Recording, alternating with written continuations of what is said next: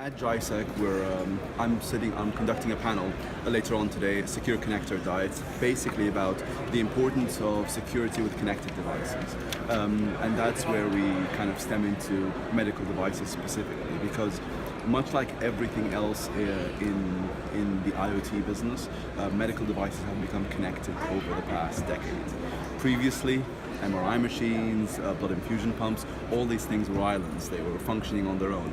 But now everything is connected in hospitals, and for good reason. They do provide a much better standard of care. But with connectivity, you have to bring security into the mix. Ransomware, effectively what it does is it gains access to your computer through one or two vectors, an unpatched machine or anything that may make it vulnerable.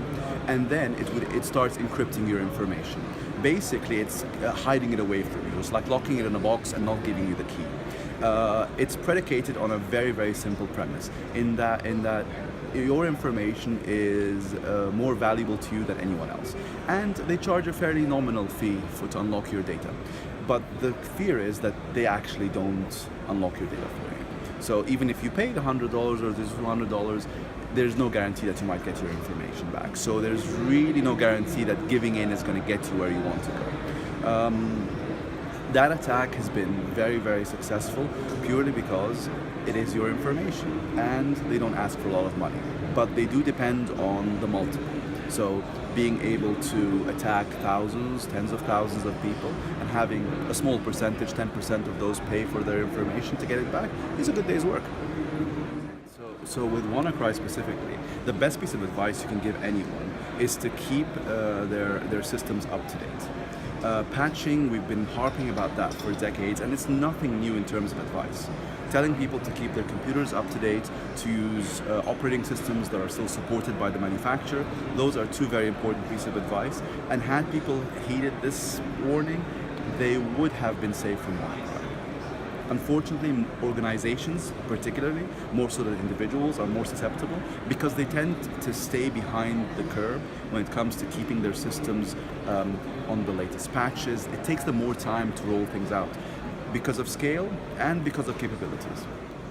You have to think of it from different angles. On one hand, healthcare information is very valuable.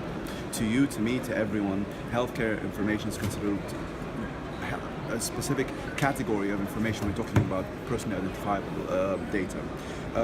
For obvious reasons. It's very private, it's very personal, and most people wouldn't want it out there. So that's on one side. But on the other side, the medical devices that connect individuals and help dispense medicine or monitor their status while in hospital are critical to being able to provide a solid standard of care. From an island perspective, each organization has a fairly good awareness of the problem. I don't think there's enough resources allocated to security. And the second problem is transparency. We need information sharing in the region between organizations that have had incidents so that not every other organization is susceptible to the same kind of attack. If we disseminate information about attacks, whether successful or otherwise, even anonymously, I think we'll have a much better standard of readiness. I believe the Ministry of Finance is pushing an initiative to have banks share information. SAMA, which is the regulator for banking in the Kingdom, has been doing that for the better part of the past 5 years to great success.